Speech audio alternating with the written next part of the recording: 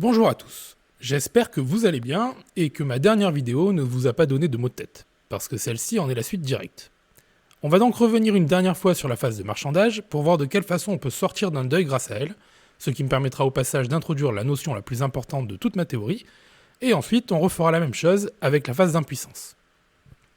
Tout d'abord, il est clair qu'il est possible de revenir au déni. Si on arrive à empêcher l'autre de parler, à le décrédibiliser ou à le diaboliser, on s'assure que personne ne l'écoutera, ce qui aura pour conséquence d'affaiblir sa vision au point de la rendre en pratique inexistante. En effet, de la même façon qu'un terroriste penserait « si tous les gens qui ne pensent pas comme moi meurent, alors ma vérité devient la réalité », un démagogue pensera « si la majorité pense comme moi, et ignore les gens qui ne pensent pas comme moi, alors ma vérité devient la réalité ». Seulement, comme je l'ai dit plusieurs fois, une des particularités de la phase de marchandage, c'est qu'il nous faudra peut-être lâcher du lest, c'est-à-dire abandonner une part de nos idées, qu'on essaiera bien sûr de minimiser. Dans ce cas-là, je parlerai donc de deuil partiel.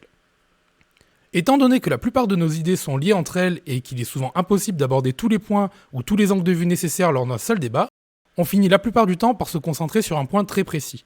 Il devient alors possible d'admettre une petite erreur, c'est-à-dire de faire le deuil d'une idée bien précise, sans pour autant accepter de remettre en cause l'ensemble dont elle fait partie. Mais une fois le débat fini, la personne qui aura fait ce deuil partiel se retrouvera cependant devant une incohérence interne, et elle devra donc faire un choix. Soit elle doit remettre en cause tout son modèle, ou en tout cas tout ce qui était lié à l'erreur qu'elle vient d'admettre, soit elle doit se reconvaincre que cette erreur n'en était en fait pas une, et rejeter le deuil partiel qu'elle a fait, ce qui revient en fait à régresser dans le deuil global de son modèle. Le truc, c'est que cette deuxième solution est beaucoup moins coûteuse que l'autre, ce qui fait que la plupart du temps, on aura tendance à la choisir. Le deuil partiel ramène donc souvent au déni, sauf si l'autre continue à appuyer sur ce deuil, et qu'il pousse cette personne à remettre en cause le reste de son modèle. Mais évidemment, dans ce cas-là, la personne en question aura tendance à fuir, et donc à passer à la phase d'après, ce qui lui permettra sûrement de se réconforter. Bon, on a donc établi une autre sortie du deuil, le deuil partiel. Mais c'est un cas assez instable, et pour essayer d'en trouver une autre, penchons-nous sur mes deux corollaires. Entrer en deuil ne signifie pas forcément qu'on a tort, et les différentes phases du deuil peuvent parfois être légitimes.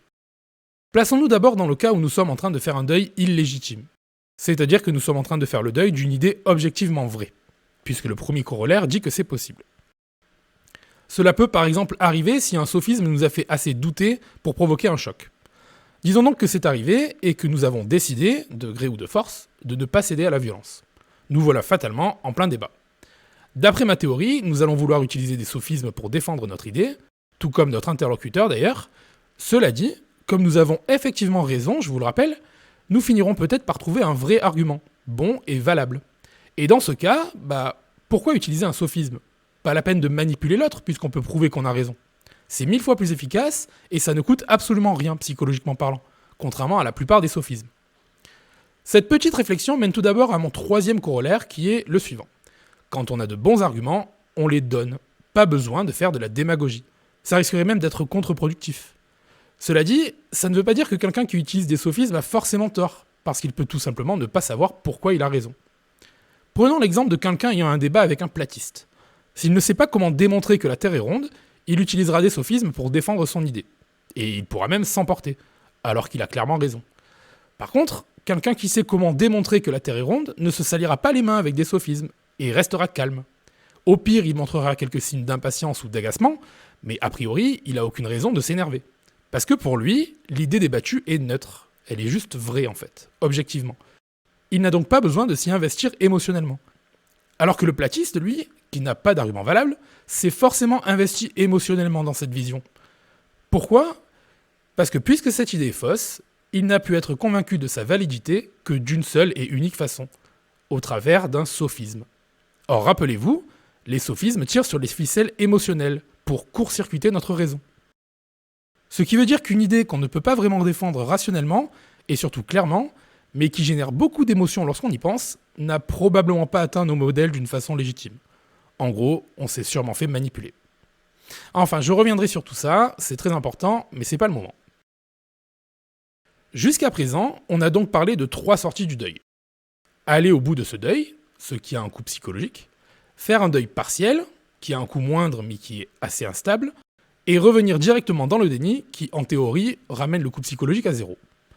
Mais que se passerait-il si l'on trouvait un moyen de générer un gain psychologique au lieu de tout ça? Si vous ne voyez pas ce que je veux dire, prenons un premier exemple. Repensez au gymnaste, que j'ai utilisé dans une autre vidéo, et qui voulait maîtriser un nouveau mouvement. Mais imaginons cette fois qu'il soit plus jeune, moins mature, et qu'il ait un entraîneur pour le guider. Un entraîneur qu'il n'apprécie pas beaucoup. Son esprit de contradiction le poussera donc à ne pas suivre les conseils que ce dernier lui donnera, ou de bâcler, ce qui est une version appliquée du sophisme déformer les propos. Mais même comme ça, il pourrait tout de même finir par atteindre son but, en inventant une nouvelle manière de faire par exemple. Une manière que l'entraîneur connaissait peut-être d'ailleurs, mais qu'il savait imparfaite. L'élève aurait donc bien réussi à transformer le coût psychologique qu'il aurait dû payer en suivant les ordres de son entraîneur en gain, parce qu'il pourra se vanter d'y être arrivé tout seul. En fait, il avait le choix entre suivre les conseils de l'entraîneur qu'il n'apprécie pas et à qui il ne voulait donc pas céder de terrain, et tenter d'y arriver par soi-même. Ce qui est risqué, mais qui permet aussi en cas de réussite de conforter l'élève dans l'idée qu'il n'a pas besoin de l'aide de cet entraîneur. Donc au fond, il a simplement préservé un modèle plutôt qu'un autre. On en déduit donc qu'il existe une quatrième façon de sortir d'un deuil, qu'on va appeler le deuil productif, parce qu'il génère un gain plutôt qu'un coût. Et il existe en réalité deux types de deuil de ce calibre. Dans l'exemple que je viens de donner, l'élève a effectivement trouvé un moyen de s'améliorer sans pour autant suivre les conseils de son entraîneur. Mais il aurait probablement quand même mieux fait de l'écouter. Car il aura beau avoir gagné en efficacité, il a sûrement aussi pris quelques mauvaises habitudes, qu'il lui faudra donc désapprendre lorsqu'il voudra s'améliorer davantage. En fait, c'est ce qu'il arrive souvent aux autodidactes. Et pour avoir appris tout seul à jouer de la guitare, je peux vous dire que ça devient un problème au bout d'un moment. Prenons donc un dernier exemple pour montrer que parfois, un deuil productif peut l'être encore davantage. Et puis on essaiera de comprendre ce qu'il faut faire pour atteindre ce but. Imaginez deux personnes regardant un objet. L'un dit qu'il voit un rectangle, et l'autre lui dit « Mais non, c'est un cercle, t'es aveugle ou quoi ?» L'autre insiste « C'est toi l'aveugle, ou alors t'as pas assez de neurones pour savoir ce qu'est un angle. » Bref, ils se disputent un peu, et finalement, l'un d'entre eux tente une nouvelle stratégie. Il essaie de regarder l'objet sous un nouvel angle, au sens propre dans ce cas précis. Et, oh surprise, il constate que l'objet était en fait un cylindre. Ce qui explique pourquoi son ami ne voyait pas la même chose que lui. Il dit à son ami de se déplacer pour qu'il comprenne, et ils finissent donc par tomber d'accord. Dans cet exemple, les deux protagonistes sont entrés en deuil, mais aucun n'est revenu dans le déni de son idée originale. Car même si les deux idées étaient vraies de leur point de vue respectif, elles n'étaient pas suffisantes pour décrire la réalité. Mais aucun des deux n'a cédé non plus. En fait, ils ont tout simplement réussi à trouver une idée supérieure aux deux autres. Et ils en ont tous les deux tiré un certain gain psychologique, en particulier celui qui a eu l'idée de changer de point de vue. Parce qu'il a réussi à améliorer son modèle interne de lui-même grâce à son intelligence. Il peut donc en être fier. Comme vous le voyez, dans ce cas-là, celui qui a décidé de se déplacer pour voir les choses autrement n'a pas seulement amélioré son modèle, il l'a perfectionné, au sens strict du terme. Autrement dit, il ne pourrait pas faire mieux, il ne pourrait pas avoir un meilleur modèle, car il décrit la réalité. Mais comment un tel miracle a pu se produire ? Il est clair qu'aucune des stratégies que j'ai proposées jusqu'à présent n'aurait pu mener à ce résultat. Ce n'est pas en insultant l'autre, en le diffamant ou en le diabolisant qu'on peut faire avancer les choses. D'ailleurs, le but de la phase de marchandage est de ne pas laisser l'autre donner ses arguments pour que justement les choses n'avancent pas, car ça serait trop risqué pour nous. L'élève, lui, a été motivé par son arrogance. Il voulait préserver une certaine partie de son modèle. Mais là, c'est différent. Alors qu'est-ce qu'il s'est passé ? En fait, celui qui a trouvé la solution a changé d'état d'esprit. Il voulait trouver un vrai argument, pas un sophisme. Ça change tout, parce que ça montre qu'il existe une stratégie qui n'a pas pour but ultime de défendre nos modèles, mais qui veut les améliorer.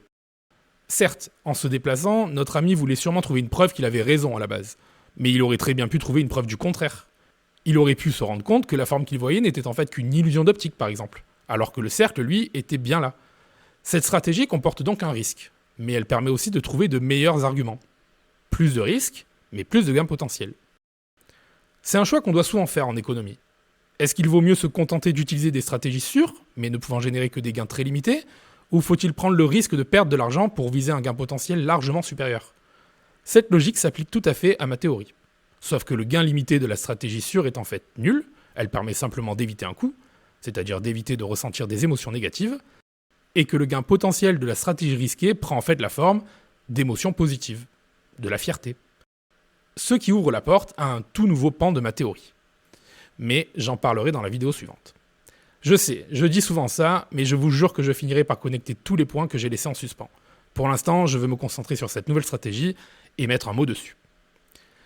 Alors, Si cette stratégie n'est pas un sophisme, c'est qu'elle a une particularité que les sophismes n'ont pas. Ou peut-être que tous les sophismes partagent un caractère qu'elle ne possède pas. Or, qu'est-ce qui relie de façon évidente tous les sophismes? Les sophismes sont des raisonnements qui sont délibérément conçus pour faire diversion, tromper ou manipuler. Ce sont donc des stratégies malhonnêtes. Mais prendre le risque de se tromper dans le but d'améliorer nos modèles, c'est justement la chose la plus honnête qu'on puisse faire. Voilà donc le nom de cette stratégie, c'est l'honnêteté. Être honnête ne met pas nos modèles en sécurité, au contraire, ça les ouvre aux critiques. C'est pour cette raison que c'est une stratégie risquée, parce qu'elle peut engendrer des deuils. Mais la récompense potentielle est inestimable, parce que petit à petit, de deuil en deuil, elle nous rapproche de la réalité. Si l'élève avait été honnête, il aurait appliqué la méthode de son entraîneur à la lettre, et aurait sûrement réussi à maîtriser son mouvement plus vite et sans prendre de mauvaises habitudes. Il y aurait donc gagné en réalité, mais son ego en aurait pris un coup. Être honnête, c'est donc partir d'un certain nombre de principes, ou plutôt c'est admettre certaines choses. D'abord, c'est admettre que nos modèles ne sont pas parfaits, et qu'ils peuvent être améliorés.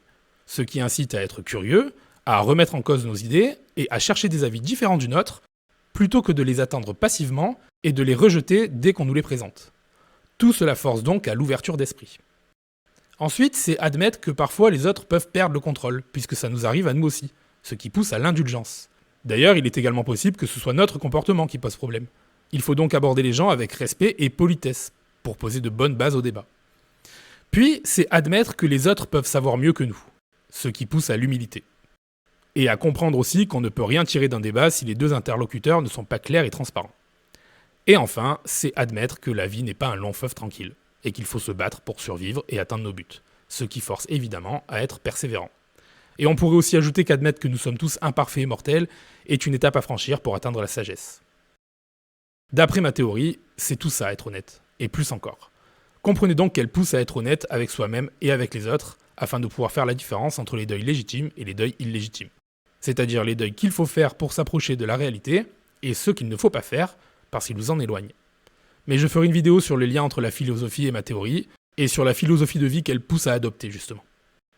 Et vous avez peut-être remarqué quelque chose aussi. Ces principes que je viens de citer s'opposent à toutes les émotions ou les comportements que l'on adopte durant les différentes phases du deuil. L'arrogance, l'agressivité, l'irrespect, la moquerie, etc.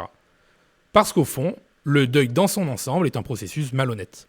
Autrement dit, l'honnêteté nous empêche d'utiliser toutes les stratégies que le deuil nous pousse à tenter. Et il ne reste donc qu'une seule réaction possible quand quelqu'un nous soumet une idée désagréable, c'est de réfléchir, et de trouver de vrais arguments. Que cela mène à prouver notre idée ou celle de l'autre, sans se soucier de notre ego. Parce que dans un débat d'idées, nos petites personnes ne comptent pas. Et avant de passer à la phase suivante, qui va malheureusement plomber l'ambiance, j'ai encore 2 remarques à faire. D'abord, rappelez-vous que la phase de colère est une phase d'action. La phase de marchandage est une phase de parole, et la phase de déprime est une phase d'inaction, de mutisme et d'impuissance. Ce qui veut dire que parmi ces 3 phases, on ne parle, entre guillemets, que dans la phase de marchandage, dans le sens où il n'y a que dans cette phase où on tente d'argumenter. Or on peut aussi parler dans la phase de déni, ce qui veut dire que tout ce que je viens de dire à propos des sophismes peut s'appliquer à cette phase, sauf qu'il y a une différence majeure. Dans la phase de marchandage, on sait qu'on n'est pas tout à fait honnête, que nos arguments sont des sophismes, et qu'ils ne sont donc pas valables. Alors que dans la phase de déni, on ne s'en rend pas compte. C'est-à-dire qu'on croit vraiment à la validité de nos sophismes. C'est ce qui arrive quand on répète ce qu'on a entendu et qui nous a confortés sans réfléchir. Et dans ce cas-là, on n'appellera pas ça un sophisme, mais un paralogisme. C'est exactement pareil, mais dans un cas on est malhonnête, alors que dans l'autre, on est juste ignorant. Vous avez déjà entendu l'expression « t'es con ou tu le fais exprès ?» Ben voilà, vous comprenez d'où ça vient maintenant. Quand quelqu'un utilise un argument bidon, il est soit ignorant, soit malhonnête. Il n'y a pas d'autre possibilité. Comme quoi, la frontière entre la bêtise et la malhonnêteté est assez fine. C'est marrant, vous trouvez pas? Et pour ma deuxième remarque, on va revenir très rapidement au deuil neutre. Je vous ai dit que pendant ce type de deuil, c'est-à-dire quand on n'est pas investi émotionnellement dans le modèle qu'on défend, on ne ressent pas d'émotion. Donc on ne passera pas par les phases de colère ou de déprime. Par contre, on peut parler, pour poser des questions ou s'assurer qu'on a bien compris ce qu'on nous dit exactement. Mais ça veut aussi dire qu'on peut utiliser des sophismes pour rire. Et je vais donc citer une des phrases de mon livre, dont je suis particulièrement fier. Dans un monde où tout un chacun serait capable d'identifier instantanément tous les sophismes, ces derniers ne seraient que des blagues. D'ailleurs, je vous ferai remarquer que pour faire un peu d'humour, on peut aussi faire semblant de ne pas entendre, d'être en colère ou d'être triste. Intéressant, non? Je vous laisse méditer là-dessus. Bon, on est enfin venu à bout de la phase de marchandage. On va donc finir cette vidéo avec la dernière phase, même si ça va être beaucoup moins marrant. Comme pour la phase précédente, la phase d'inaction peut permettre de retourner dans le déni, si certaines conditions sont remplies. Au début de la vidéo, je vous ai donné grosso modo l'état d'esprit des gens qui utilisaient la phase d'action et la phase de marchandage. Je vous ai dit que un terroriste pensait que si tous les gens qui ne pensaient pas comme lui mouraient, alors sa vérité deviendrait la réalité. Et qu'un démagogue pensait que si la majorité pensait comme lui et ignorait les gens qui ne pensent pas comme lui, alors sa vérité deviendra la réalité. Pour une personne isolée, la logique serait plutôt la suivante. Si je ne croise personne qui ne pense pas comme moi, alors ma vérité devient la réalité. Au moins localement. Donc, d'une certaine manière, on pourrait croire qu'une personne isolée revient dans le déni lorsqu'elle est seule. Mais c'est pas vraiment le cas parce qu'elle sait qu'elle est seule à vivre dans cette illusion. Cela dit, si elle trouve des gens qui partagent la même illusion, alors elle retrouvera une vie sociale sans avoir à changer ses idées. Et là, elle retournera vraiment dans le déni, tant qu'elle sera entourée de sa communauté en tout cas. Si elle ne trouve personne, par contre, elle se retrouvera devant un choix à faire, et je m'excuse par avance de devoir dire ce que je vais dire. Si on veut absolument sauver notre modèle, et si on refuse catégoriquement d'aller jusqu'au bout de notre deuil, mais qu'on ne veut tout de même pas être seul, il existe malheureusement une solution radicale qui est le suicide. C'est la dernière sortie du deuil possible avant l'acceptation. J'en reparlerai lorsque j'aborderai les réseaux sociaux et le harcèlement, mais je veux quand même que vous vous rendiez compte de quelque chose d'important, même si c'est déprimant de réfléchir à tout ça. Repensez à mes deux corollaires. D'abord le premier. Entrer en deuil ne signifie pas forcément avoir tort. Si ce corollaire est vrai, alors on doit en déduire que certaines personnes se suicident alors qu'elles ont raison. Ce qui peut expliquer pourquoi elles refusent d'aller au bout de leur deuil d'ailleurs. Cela dit, ça n'explique pas pourquoi elles se retrouvent dans cette phase, parce qu'en théorie, elles devraient avoir des arguments. Mais je ne peux pas expliquer pourquoi ce cas est possible pour l'instant.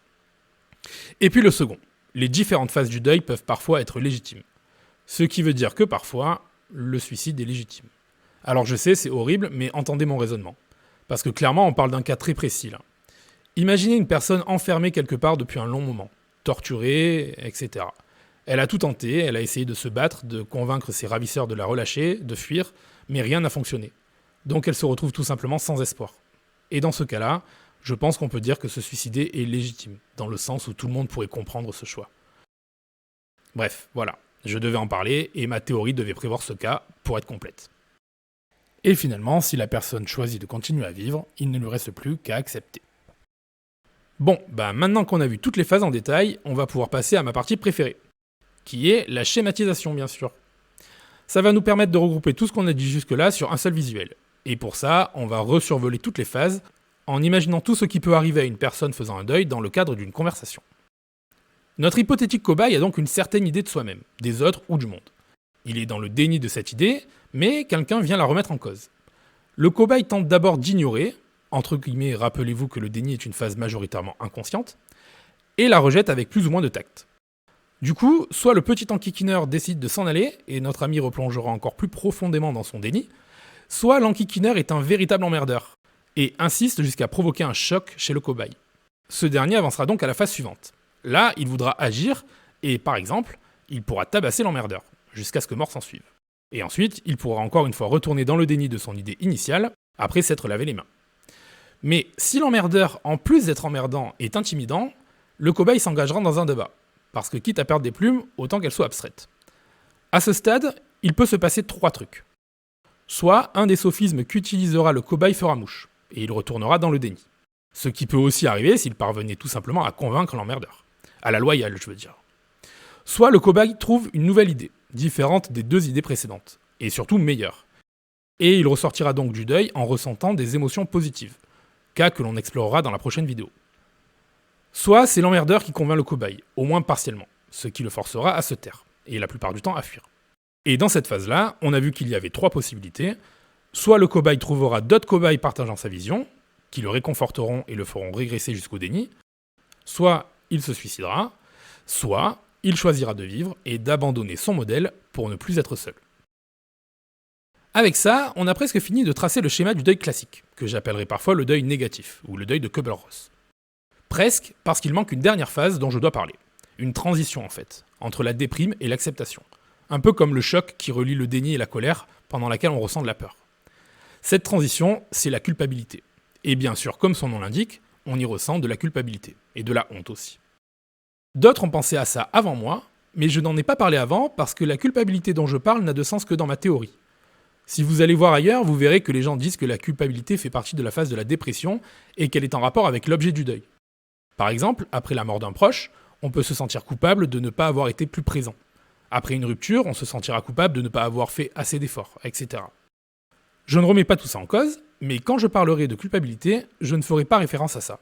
Parce que dans ma théorie, la culpabilité n'est pas liée à l'objet du deuil, elle tire son origine de toutes les stratégies malhonnêtes que nous avons tenté de mettre en place pendant notre deuil.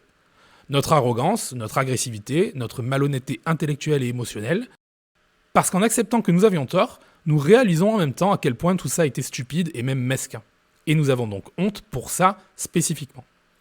Et c'est pour cette raison que je vous ai dit que la culpabilisation était l'arme absolue, parce qu'elle amène directement aux portes de l'acceptation. Parce que soyons clairs, quand un sophiste vous attaque, c'est souvent sur la forme, puisqu'il n'a pas d'argument contre le fond.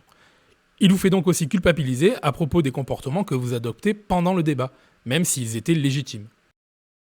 Et la deuxième arme absolue, c'est de générer de la peur, pour une raison similaire. Je viens de vous expliquer que la culpabilisation était très efficace car c'est la dernière émotion qu'on ressent avant de changer nos modèles.